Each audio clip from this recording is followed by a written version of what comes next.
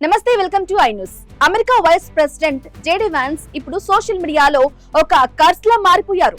ఆయన అడుగు పెట్టిన చోట అపశకునాలే ఎదురవుతున్నాయని, ఆయన ఎక్కడికి వెళ్తే అక్కడ పని చెడిపోతుందని నెటిజన్లు ఒక రేంజ్ లో ట్రోల్ చేస్తున్నారు. ముఖ్యంగా ఇరాన్ అమెరికా శాంతి చర్చలు విఫలం కావటం వెనుక వాన్స్ ఐరన్ లెగ్ ఉందన్న ప్రచారం ఊపందుకుంది. అసలు ఈ జేడీ వాన్స్ కర్స్ వెనుక ఉన్న షాకింగ్ కథ ఏంటి? ఇప్పుడు స్పెషల్ స్టోరీలో చూద్దాం. ప్రపంచ రాజకీయాల్లో ఇప్పుడు జేడీ వాన్స్ పేరు ఒక హాట్ టాపిక్ గా మారింది. కానీ అది ఆయన విజయాల వల్ల కాదు, ఆయన చుట్టూ అలుముకున్న ఒక విచిత్రమైన అపశకునం వల్ల. ఇంటర్నెట్ లో ఇప్పుడు ఒక కొత్త థియరీ వైరల్ అవుతుంది. అది JD Vance curse. JD Vance ఏదైనా దేశాన్ని సందర్శించినా లేదా ఏదైనా కీలక చర్చల్లో పాల్గొన్నా అక్కడ ఏదో ఒక అనర్థం జరుగుతోందని నెటిజన్లు ఆధారాలతో సహా చూపిస్తున్నారు. తాజా ఉదాహరణ ఇస్లామాబాద్ వేదికగా జరిగిన అమెరికా ఇరాన్ శాంతి చర్చలు. వైస్ ప్రెసిడెంట్ వాన్స్ స్వయంగా ఈ చర్చల కోసం పాకిస్తాన్ వెళ్లారు. కానీ ఆయన అడుగు పెట్టిన కొద్దిసేపటికే చర్చలు ఎటువంటి ఫలితం లేకుండానే అర్ధాంతరంగా ఆగిపోయాయి. ఈ చర్చల వైఫల్యం ఒక ఎత్తైతే హంగేరియన్ ప్రధాని విక్టర్ ఓర్బన్ ఎదుర్కొన్న పరాభవం మరో ఎత్తు.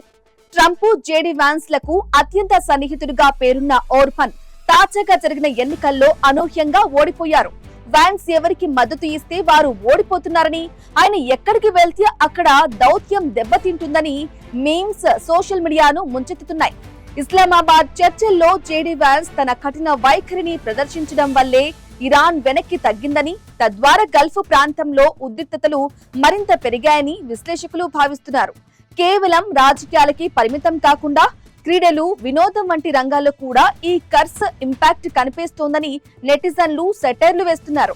ఒకవైపు అమెరికాలో ట్రంప్ ప్రభుత్వం ఇరాన్ పై మిలిటరీ దిగ్బంధం విధిస్తుంటే, మరోవైపు జేడీ వాన్స్ దౌత్యం విఫలం కావటం అగ్రరాజ్యానికి తలనొప్పిగా మారింది.